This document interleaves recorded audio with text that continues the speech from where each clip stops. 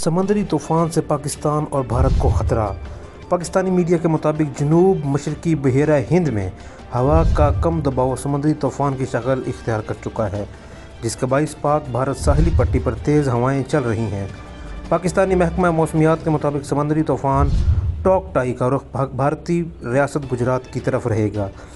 امریکی اخبار Washington post کی ایک رپورٹ کے مطابق سمندری طوفان انتہائی تیز ہواؤں اور شدید بارشوں کا سبب بھی بن سکتا ہے۔ موسمیاتی ماہرین نے خدشہ ظاہر کیا ہے کہ سمندری طوفان کے باعث 100 میل فی گھنٹہ سے بھی زیادہ تیز رفتار سے ہوائیں چل سکتی ہیں، جبکہ سمندر کی سطح میں اضافہ اور شدید بارشوں کے باعث سیلابی صورتحال بھی پیدا ہو سکتی ہے۔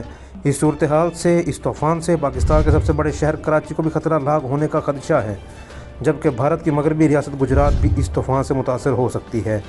ماہرین کے خدشات درست ثابت ہوئے تو یہ گزشتہ 2 دہائیوں کے دوران پاکستانی اور بھارتی ساحلوں سے ٹکرانے والا سب سے خطرناک سمندری طوفان ہوگا۔